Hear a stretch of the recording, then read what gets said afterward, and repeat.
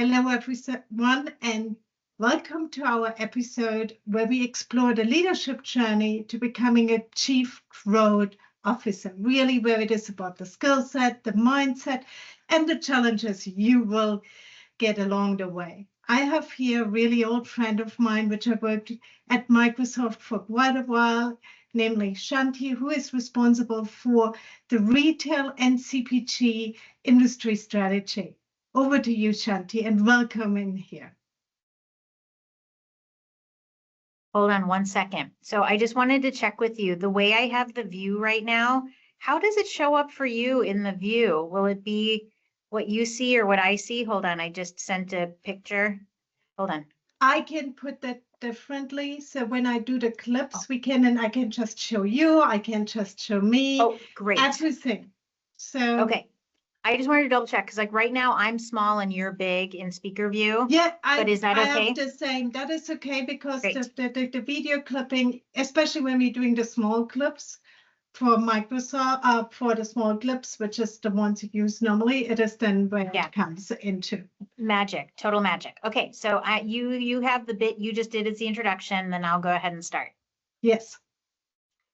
Thanks so much, Nicole, for having me today. I'm really thrilled to be here with you and talk about this topic. As you said, I'm Shanthi Rajagopalan, and I work at Microsoft. I have the pleasure of looking after our retail and consumer goods go-to-market strategy, and I've been in this role for 6 years, if you can believe it.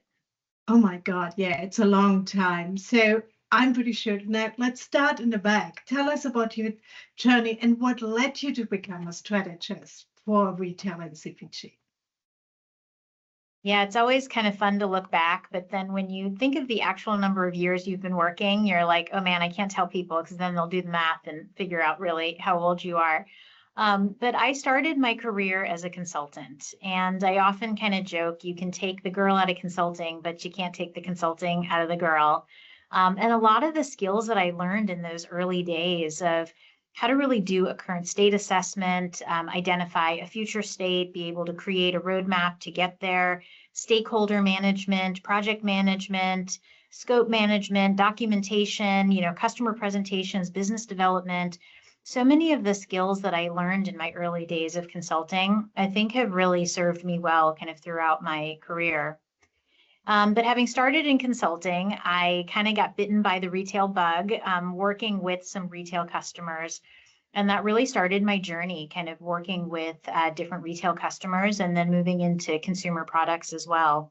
So I had the pleasure of having a number of different roles in store operations, in e-commerce, customer care, product development, really looked across the entire life cycle.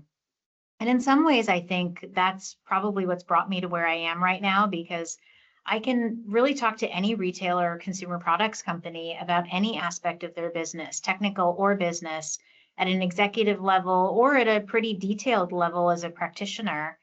But I also think that it sometimes is hard to really figure out what is the right role for you when you have had a really varied background. And if you've been doing a lot of different things, what's the next thing? So as we were talking about this idea of a chief growth officer and what it really takes to be successful in that role, I felt really passionate about it and kind of really gravitated towards it because I do see that as something that requires a pretty cross-functional disciplinary approach to get right. Now, and I think I would love to hone into two topics, and we both coming out of consulting and we grow into that area. Namely, one is the topic of leadership.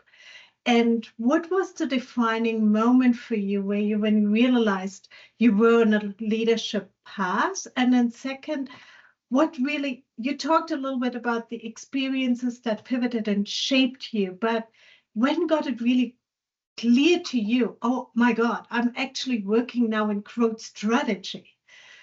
Can you elaborate a little bit more on these things? Yeah, absolutely.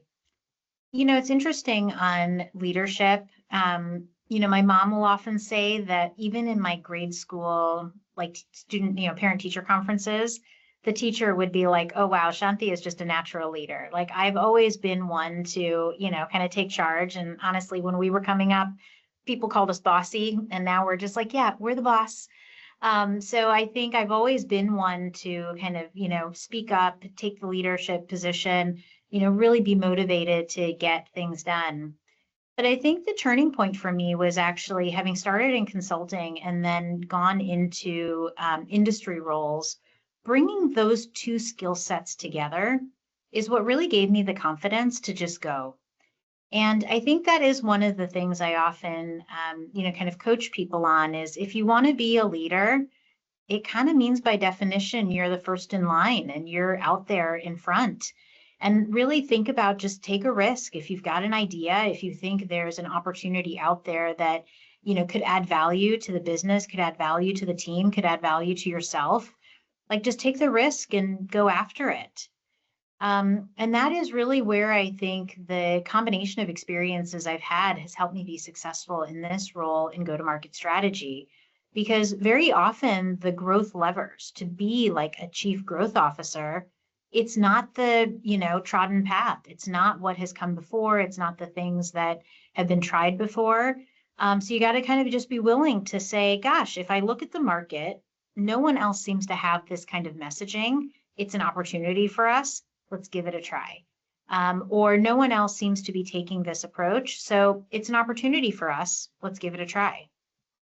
I love your definition of leadership, and it aligns very much on how I see it, because a lot of people, especially young in careers, come to me and like, oh, I want to have a management position. And I'm like, a leader is not a manager. And everybody can be a leader. It's about going after something you feel passionate about and you drive that forward. And that is where I'm glad we aligned on that. And I'm really glad to see how you link that into that kind of growth strategy, because it's really about going after that and driving the execution then, because ideas and plans everybody can have, but it's the execution which will actually drive that growth. One thing I might just add to that too is a lot of people say to me the same thing. They're like, I want to be a manager. And they think that requires, kind of having direct line of reporting structure to you. But I would almost give the same advice to them on that too, is really anybody who can marshal resources is going to be seen as an asset to an organization. And whether or not you have the opportunity to be a direct line manager, or you can take those leadership skills that you have, that, willingness to spot a new opportunity and go after it, the bigger the opportunity gets, the more you're going to have a team of people who can support you to execute on it. So practice those management skills anywhere you can find them, even if it's not as a direct manager. And I think especially when we talk and going over what does a chief growth officer mean, or working in strategy, it's like you and me, we both don't have big teams. We actually have relatively small teams. And what it comes about is getting that connected tissue with the other parts of the organization and aligning that up and actually influencing the impact via that, and not directly via having a team. And that's where you really see when things get going. So that, Yeah, I think so that is true. super important. I'm a lifelong musician. I've been a string player for as long as I can remember. And I often say, like, kind of my team and the role that we have, we're like the orchestra conductor.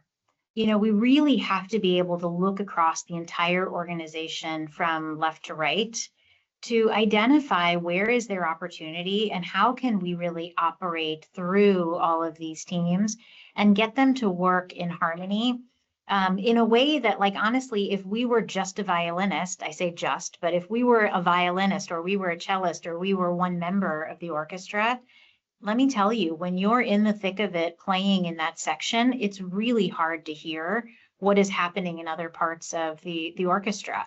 So taking that view as a conductor of someone who really can look left to right, that has enough facility with how each of the different instruments work, how to really get the right tone from them, how to direct them, how to say, this is when I need you to come in, and this is how we're all going to speed up or slow down, or get louder or get softer. I really think of us very often as a conductor of an orchestra. I actually love that analogy, and I think you should put it on a picture and say that is how you see it. Let's go actually over that. How do you then define the role of a chief growth officer, and what distinguishes it from these traditional leadership roles people know outside, like the chief marketing officer or chief revenue officer? Yeah, it's one that I've been thinking about a lot because, marketing has traditionally been kind of how a brand communicates itself and its value and what it stands for to the, kind of end shopper or consumer. And the chief revenue officer is really focused on how to turn that messaging and that connection into, dollars and sales and revenue. And they absolutely have to work together to drive an organization's growth. But I think the more modern definition of a chief growth officer is really thinking about the best that every one of those disciplines, not unlike the orchestra conductor, can bring to really kind of make a market. So what I've observed is very often it's a combination of levers that are actually needed to achieve success. It may be that the product itself needs some input or improvement in order to be the best fit for the customer. It could be that the messaging is just not quite right for the exact audience that you're trying to capture. And it could also be that the go-to-market motion, you don't have the right sales assets, you don't have the right sales team, you're not going after the right customers. It could be you don't have the right ecosystem, you don't have the right partners, you've not really kind of, put yourself in the position where you can be easily found in the kind of shopper or the customer's, kind of daily work. And it's only when you have enough, experience doing partnerships and driving sales, designing a go-to-market, doing product development, crafting messaging. When you've got enough experience doing all of those things, you can really bring it together in a way as a chief growth officer that, your value to the organization is you can look across the market and figure out which lever to pull, and you've got enough facility with how that works to translate that into an ask of the organization that has to really, kind of create value to win in the market. And again, not unlike my kind of conductor analogy, when does everybody have to get louder? Everyone have to get softer? Or perhaps we have to kind of tamp down the messaging to really play up the product, or perhaps we have to really focus on a partnership while we, kind of reduce the volume on our own go-to-market. But being able to see that bird's eye view and direct that is what I think is necessary in this increasingly complex world we live in, where not only is the market changing, customer needs are changing, the technology is changing, but certainly like in the retail world, for example, like it may not even be human shoppers that are visiting your website in a few years' time. If you've got agents, if you've got bots that are actually shopping on behalf of consumers, it's a whole new world to think about. What are those bots going to be looking for to make a decision? Are they going to be really cut and dry, where it's just going to be what is the price and how quickly can it get delivered, and what are the specs of the product? Or is it going to be really almost human and know you and know what your own purchase history has been, what products you've used and enjoyed, what you've not liked, what you've returned, and make a more emotional decision? Like, we don't know. And so being able to look across all of the factors that are driving sales and growth, I think is really important to be, again, kind of cross-disciplinary in how you think about problem solving. I actually think it's not in a few years that I have about agent shopping for me, but I think that kind of chief growth officer that you explained around is, and I'm doing also a lot of kind of advisory into startup scene. It's like, who now does it belong to? And you have really created or talk about that as a chief growth officer. Actually, in the startup scene or in the growing growth or scale up, we talk about actually the CEO needs to own that, because he needs to bring all these together. And I think it's so important that we are acknowledging that you can only grow when you're going across the whole kind of customer journey, including product and finance need to be all aligned. So if you look at that and you're the chief growth officer, what would you say is the key success metrics on how you want to be measured on as a chief growth officer? Yeah. I mean, it sounds kind of like cliche and trite, but the best evidence of product market fit is sales. It comes down to, are you creating a product and an end-to-end experience that really lands with customers and is going to grow in revenue over time? Have you priced it properly so that you're capturing enough segment of the market but still making a margin? So at the end of the day, to me, growth is more like humans walking around, or the bots shopping for the humans that have really decided to make that purchase decision, or they are doing it more frequently. They are telling their friends about it. Everything that we can put our finger on that really speaks to increasing that market share, I think, is the right way to think about your success. So now, if you think about market share, it's often which takes, quite a long time to grow and build that up.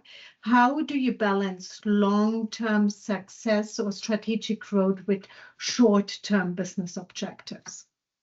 That can be a really tough one, especially for smaller companies that are really grappling with how to manage what could be very limited resources, financial, human or otherwise, really figuring out how to balance like the short-term needs with the long-term needs. But one thing that I often say is what gets measured gets managed. And so if you are not in a position to be able to measure your long-term market share, it's probably not going to be something that the individuals in your organization are really going to be able to kind of grab onto to figure out what to do. So think about metrics that are measurable, that you can put a goal in front of individuals that you can really manage towards, but keep an eye on how those measures are going to move the market over time. Those longer term measures, you've got to figure out how to put the tent poles in place to know where you started with your baseline. Find a way to collect that input over time. Could be a net new digital, engagement that you have to create to even be able to measure it. Might be a data source, like a third-party data source that you have to purchase to be able to measure it. You've got to put those tent poles down and be prepared to wait out what the long-term impact is. But the only way kind of individuals, departments, groups, companies can really move is to have those measurable goals in the short term. I'm really a strong believer in a data-driven approach, and I actually combine that with hypothesis, because in the end, you're making a bet on a certain kind of growth strategy. So you have a hypothesis behind it. Could be back to, hey, if we add certain kind of product feature, then we're really starting seeing the growth. Or if we change the messaging, we start seeing that growth. But that kind of hypothesis, how do I measure that? What is the KPI? And having that baseline, that is when you can see. And what I see and is a lot of actually out of the hip kind of changes and questions just falling along. Oh, now AI is hip, or we need to go after XYZ.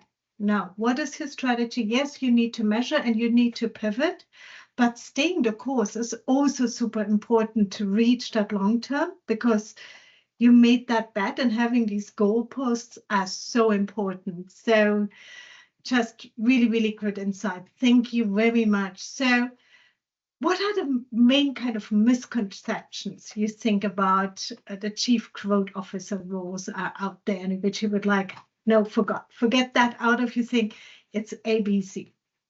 I think one of the risks you can run as a chief growth officer is people thinking it's fluffy, that it is, shaking hands and kissing babies, and you're just out in the world talking about growth and meeting partners and having business dinners. So I think really ensuring that you've got a concrete job description that gives you that ability to influence direction of the company is really important. Should you expect the chief growth officer to have a very large team? No, because as conductors in the orchestra, you are really meant to marshal resources from across the organization, but ensure that you've got the right level of personal gravitas as well as leadership support to have that influence. Otherwise, you do really run the risk of, kind of creating ideas in a vacuum that can't be implemented. So be very clear that you've got the right support and you have a goal that you're working towards with some measurable, projects in the short term with real accountability from the groups that have to execute on them. Yeah, no, some great insights. Thank you very much. Now let's shift a little bit the focus away from what does a chief growth officer does. And you said we talked about leadership and impact, and that you need to be the conductor. What kind of leadership philosophy guides you? I think one of the key things is, people do what they want to do, and or they do what they're measured on, what they're compensated to do. But very rarely are people going to do just because you've told them to do, or because they're somehow feeling coerced to do. And if they do, they're not going to put their best effort in. You're not going to get the best results. And people aren't really going to thrive in those kinds of environments. So one of the things that I often think about is, how can you attract people, not just attract work as a leader? So being somebody who knows how to get things done, being somebody who can deliver results, that's great. You are seen as like kind of the product of your work, but always thinking about what were the influence skills that you used to bring people to your way of thinking. Like, how did you really personally observe and be really thoughtful in how you assign tasks so that you're not wasting people's time and that you're really making the best use of their skills and capabilities? To even really thinking about, how are you going to demonstrate the value of this project? What kind of visibility can you give to leadership? How do you make sure you're really sharing credit and you're kind of giving people the right level of kind of thanks and visibility for the work that they've done? So no matter what, as a leader, you just can't get anything of any great magnitude done without people to support you. So understanding their motivations, understanding, their desires, their ambitions, their, goals in life, understanding what they're really good at. What are the things that they're maybe scared of? What are the things they really want to grow into? Are they somebody who loves ambiguity or not? Are they somebody who really, is happy out of their comfort zone or not? Really thinking about the people that it takes to accomplish anything, I think, is probably the strongest leadership trait that you have to have if you want to be a chief growth officer, because chances are everything you get done is going to be through influence, which hopefully, if you can align their incentives or measurement to support that, it, helps you get to a good result. But it's really got to be those two things that work together to see success.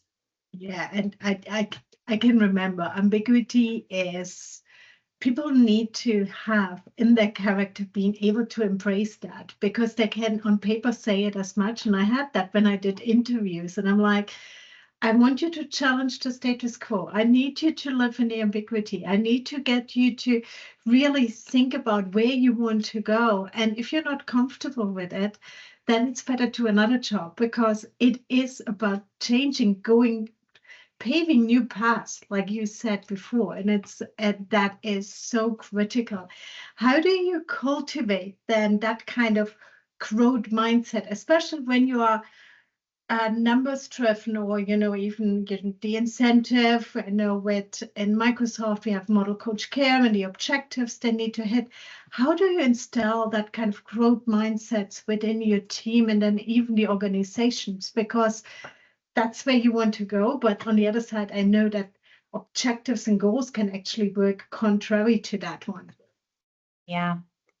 It is a tough one to balance. I do think the measurement piece of anything that you take on is really important, because at the end of the day, if you don't show that even an experiment had a positive impact, you're not going to get traction to make that go from an experiment to scale. And so honestly, a trick that I use all the time is just call everything a pilot, call everything an experiment, call everything a hypothesis, as you said, as an idea. Anything that you do in an organization that you call a pilot, nobody's going to push back. It's an idea. You're going to see what happens with it. Being clear on where you're starting, being clear on where you're trying to get to, even in the confines of the experiment, and being clear on how you're going to measure success all super critical. But at the end of the day, to have one person go try something, like you're not going to get on anybody's list, by doing that. And if you come up with a great idea, then you know what? You'll see it go to scale. And so just encouraging this kind of culture of experimentation, like even when we roll something out at scale, giving enough leeway in how it gets implemented for new ideas to take hold, I think is really, really important. So sometimes I will be purposefully not very specific on, do I want this communicated by email or in person or in a meeting, in a small group, in a large group?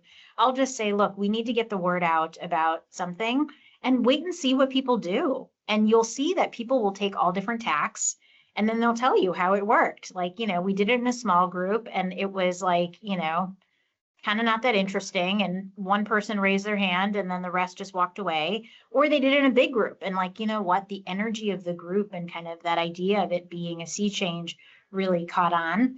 So sometimes, like give people the opportunity to do it their way and see what works and consider everything an experiment. Have you, on the experiment, I want to go into something because that's something I really experienced. So we talk about experiments, we're talking about proof of concepts. People that are starting and they really define themselves with that experiment. Yeah, especially when it's bigger. And then you see the data is very clear that it will not go to scale. We actually need to stop, but they cannot stop because it's their baby now. Did you make that kind of experience as well? And how do you gonna get them that they have to make that decision? They need to let their baby die. Yeah. I mean, we've been through this at Microsoft a couple of times where something seemed like a really good idea. And actually, the people that we put on it were excellent and they did everything they possibly could. And like it should have been a success. And yet sometimes you're just kind of coming up against the system and you're coming up against the machine and you're coming up against fixed mindset and it's just not happening. I think there's two things. I think one, sometimes I will like just kind of give guidance of time box yourself on this. Don't spend more than an hour working on this, just to give people a sense for there's not a lot of jeopardy attached if we don't continue with it, or it's not going to be the end of the world if this doesn't see the light of day because all you did was spend an hour on it. So find ways to kind of time box the expectation of effort, so that people don't get so attached to it from the beginning. But if it was a longer term initiative where a lot of effort did go into it, unfortunately, you got to just point back to the numbers and say, look, when we started this, we agreed that we'd know we'd be successful when revenues went here, or the number of signed deals went here, or the customer satisfaction did this, and we didn't get there. And if you can take a growth mindset and see, wow, what could I do differently? Could we try a phase 2 with some tweaks to the program? Again, time box yourself and give yourself some clear metrics to go after and, chalk it up to experience. As I kind of opened this conversation, I said, I've done like every job in retail and CG. And in some ways, I find that to be a real blessing because I can talk to any part of the business with a level of comfort. And maybe you just got to chalk it up to that, you know what, this is one more thing that I didn't know and now I've learned, and I'll take that experience forward to the next thing that I try. So with all your experience and the breadth of it, how do you think about to manage risk while still pushing these kind of innovation and growth? Yeah, that's also a really good question. There are times where, your spidey senses are just tingling that, oh man, I think this is not going to work. I think we bit off more than we could chew, or we were unprepared for the response we were going to get, or we did not think this through. And actually there's, 2-3 more things we really should have done before we attempted this. So managing that risk is really, really important.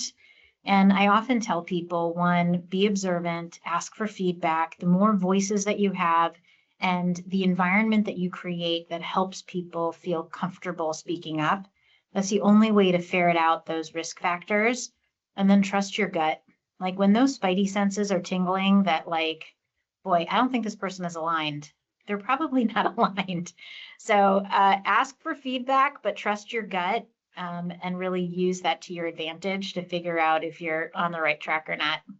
I would say that's female intuition and not necessarily male. But I agree with you, that kind of, that's feeling in the stomach, or Yep. the sinus is going up. So let's shift, and we talked about the chief growth officer. What is it? What kind of leadership and strategy mean? And what would you be now for someone want to become a strategist, or Shanthi 20 years ago? What kind of advice would you give her? Wow, this is a hard one. I think my kids would tell you I will very happily give anyone advice about any topic. So the fact that I've got to stop and think for a minute, really I think is part of just how challenging it is to do new things. I don't think the concept of a chief growth officer really existed in the same way 20 years ago. I had once a kind of ask me anything session, and one of the people on my team said, Shanthi, like, what's your next role going to be? And I kind of was left flat-footed, and I was like, honestly, I don't know. And one of the other people in the room said, Shanthi, I think you don't know because your next role hasn't been invented yet. And that's always been kind of the space that I've played in is, if you tell me something's never been done before, it's like catnip to me. I'm like, oh, let's go do that one. It's like, I'm very happy to try something that's never been done before. So I think the advice that I would give is you may not know what that future path is and what that goal is. You may not know a name for it in 20 years. But again, trust your gut on like what really gives you energy. If you are somebody who happily builds from 0 to 1, seek out opportunities that help you grow that. If you are somebody that ambiguity does not make you comfortable, experiment with ways to get more comfortable with ambiguity, but also recognize that you do your best work when you have a very clear goal in mind and build that skill set. So I think the advice I would give is know yourself, and nobody's path is the same. So just because your path doesn't look like the person next to you, that's totally okay and fine. But really focus on what gives you energy and do more of that, and figure out what really scares you and start taking some baby steps towards getting a little bit more comfortable with being uncomfortable. Now, saying I love energy is also a word I use a lot in myself, and that's where we gravitate to and seek that out. So it's really, really good kind of insight. What is the lessons learned you wished you would have learned earlier in your life and you only got it now? Like for me, it's how important it is to manage up. So what is it for you? Yeah, it's interesting. Probably it's a little to the conversation we had earlier of, do you know when to hold them and do you know when to fold them? Knowing when it's the right time to move on from a role is really hard. Sometimes you stay in a role that you're comfortable in for a little too long and you don't really take the risk to try something new. Sometimes you stay in a role for a little too long because you just feel like you have so much invested in it and there's still more to do, or you just really love the environment that you're working in, and the fear of going to a different environment that may not be the same, really holds you back. So I think the one thing I would say is, every time I've moved into a new house, for example, I've always found a way to be happy and comfortable and confident there. Mostly because of the people and the things that surround me. If you make your environment what you need it to be, you can be happy in a lot of different situations, and it should give you confidence to move on when you gotta move on. And I, find myself on a team that I absolutely love the culture that we have. And, I gotta take it with confidence that I can be a culture creator. And if I love the culture of this team, I can create that culture at the next team, and being afraid of losing that can't be a reason to not be willing to take that step forward or outside. I find also the older I got, then things like your family situation and where you cut into gets far more into. Like when I was young, I just went for it. I resigned from jobs without having another job just because it didn't fit into me anymore for similar reasons than what you said. And it's very interesting on how I compare it. Sometimes you're sitting in golden cages and you think you cannot do it. And actually, when you break out and you free out, it's like, for me, it was like, I need to get this shiny new object. That is really what gives me energy, doing new things, going after that. It's then, wow, the world changed. So I totally can relate to that. So now you want to be, or you are a chief growth officer for retail and consumer products in Microsoft. So how do you personally continue to grow and stay ahead in this role? And how do you see it evolving over the next kind of 5 to 10 years? We already talked about it didn't even exist 20 years ago, and I agree with you on that one. So what are your thoughts just on that to close out? I think the only thing you can do is anticipate that the only constant is change. And in order to keep up with that change, you've just got to be willing to learn. I think we've really taken this kind of growth mindset and kind of being a learn it all instead of a know it all to heart at Microsoft. And I think that's the only thing you can do is recognize that there's so much that is not in your control. Recognize that change is coming for you, even if you don't want it. But to stay curious and to be a learner, I think is the best any of us can do.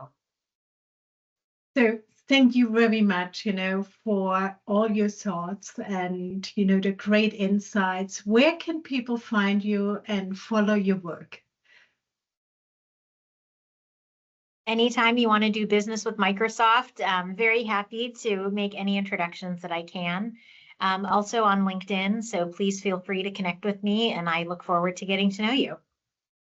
Thank you. And any final thoughts for the listener who want to lead growth at the highest level? I think thank you for listening, and kudos to you for prioritizing learning something new and your own growth. I think too many of us do have multiple competing priorities in our work lives and our personal lives. And that kind of gap between, intention and action can sometimes be a lot to overcome. So I think take a moment to congratulate yourself for learning something new, hearing from a new voice, maybe gaining a new perspective, and see how you could pass it forward. So if there's an opportunity for you to share what you've learned or to share your own story, please do, because we all need to learn from each other. Thank you very much, Shanthi, coming into today and talking with me. It was an absolute pleasure. Thank you. Thank you, Nicole. And just have to say, you're an inspiration for just how open and caring and the authentic leadership that you bring. So thank you for having me. And I'm really just so happy to have you to watch and to learn from and to mentor me. Thank you. Thank you likewise.